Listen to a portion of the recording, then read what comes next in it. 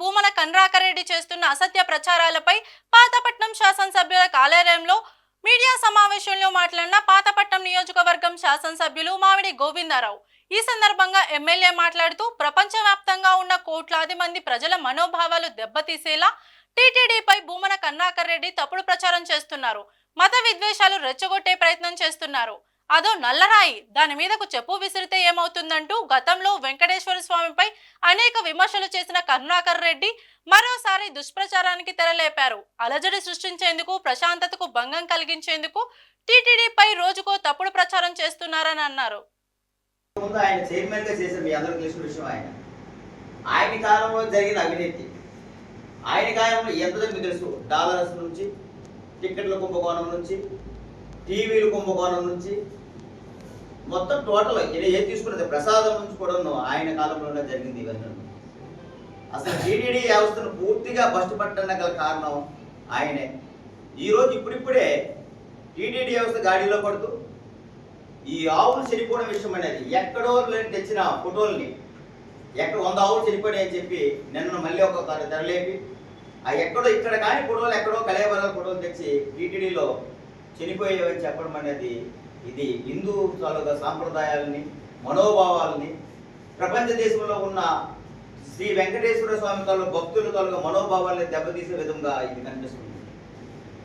దయచేసి ప్రజలందరూ గమనిస్తున్నారు. ఎవరు ఏం చేశారు, ఎవరి కాలంలో బస్టుపట్టింది. వెంకటేశ్వర స్వామి ఒక నల్ల రాయి అని కామెంట్ చేసిన వ్యక్తి ఈ భూమన కరుణాకర్ రెడ్డి. ఈ భూమన కరుణాకర్ రెడ్డి కూతురు పెళ్లి కూడాను క్రైస్తవ మతంతో, క్రైస్తవులతో మ్యారేజ్ చేయడం జరిగింది. అన్ని మతాలు మన సమానమే. మన దేశం అన్ని మతాలతో కూడుకున్న దేశం. ఏ రూపాన్ని కొలిసిన దేవుడు ఒకటైనా మనం కోరుకునే మతంతో వచ్చిన వాళ్ళు. కానీ అలాంటి వ్యక్తి అన్ని మత ప్రసారం కూడాను ఆయన చైర్మన్గా ఉన్నప్పుడే టీటీడీలో జరిగింది. అలాంటి వ్యక్తి హయాంలో జరిగిన ప్రతి చిన్న విషయాన్ని కూడాను కప్పిపుచ్చుకోవడానికి ఈరోజు ఇప్పుడున్న ప్రభుత్వం మీద మంటగలుపుతూ వస్తున్నారు. మీరు వాస్తవంగా చూసుకోండి. ఆవులు అనేవి 2668 ఆవులు టీటీడీ దేవస్థానం దగ్గర ఉంటే అవి డెలివరీ సమయంలో కానీ, కొన్ని అనారోగ్య సమస్యల వల్ల కానీ సుమారుగా నెలకు 10 ఆవులు చనిపోతూ వస్తాయి. ఇప్పుడే కాదు, గత 5 సంవత్సరాల నుంచి దాని పట్టికలు తీసుకోండి జరుగుతూ ఉంటాయి. ఈ 4 నెలల్లో ఒక 40 ఆవుల వరకు చనిపోయాయి. దానికి కారణం ఏంటి? డెలివరీ సమయంలో ప్రాబ్లం రావడం కానీ, ఆరోగ్య సమస్యల్లో కానీ, అది ఇంకో విధంగా జరుగుతుంది. ఇప్పుడే కాదు, గత 10 సంవత్సరాల నుంచి జరుగుతూనే వస్తాయి. ఎవరైనా సరే ఇప్పుడు అది జరుగుతుంటుంది. కానీ ఆయన చెప్పేది ఏంటి?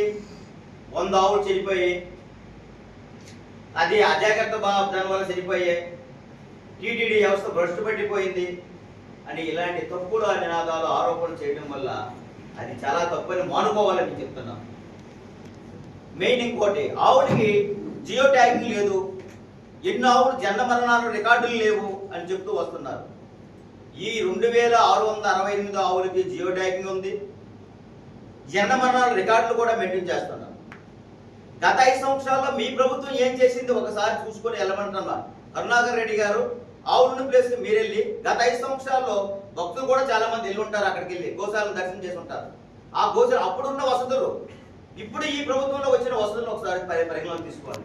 పరిశుభ్రత విషయంలో కానీ, డీజింగ్ విషయంలో కానీ, ఆవుల విషయంలో కేర్ తీసుకునే విషయంలో కానీ ఒకసారి పరిగణలో తీసుకోవాలని కోరుతున్నాను. మీరు చేసిన తప్పులు, మీరు చేసిన పాపం ఈరోజు ఆంధ్రప్రదేశ్ ప్రజలందరూ మోస్తున్నారు. చివరకు మీరు ప్రసాదంలో కూడా కల్తీ నెయ్యి పెట్టి ఈ ప్రసాదాన్ని కూడా మంటగలిపి ఈ తిరుమల తిరుపతి దేవస్థానం తాలూకా ప్రతిష్టను దిగదార్చడానికి మీరు పండుతున్న కుట్ర. ఇంకా ఎన్నాళ్ళు నువ్వు కూడా కన్యమన చూస్తుంటే ఆ రోజుల్లో మరి మీ సీఎం కూడా కన్నుమేర చూస్తుంటే కాబట్టి ఆ రోజుల్లో మిమ్మల్ని అక్కడ టీటీడీ చైర్మన్గా పెట్టమని జరిగింది. దయచేసి ప్రజలందరూ గమనించి పోలీస్ డిపార్ట్మెంట్ కూడా ఈ మీద కేసు నమోదు చేయాలి. ప్రతి చిన్న విషయాన్ని కూడా న్యాచురల్గా చనిపోయిన, ఇంకో విషయం కూడా అంటున్నాడు, చనిపోయిన ఆవులకి పోస్ట్ మార్టం చేయడం లేదని చెప్తారు. యాక్చువల్గా మీ అందరూ వీడియో మిత్రులు ఇక్కడ అందరూ ఉన్నారు, మీ అందరికీ తెలుసు ఎవరికి పోస్ట్ మార్టం చేస్తారు.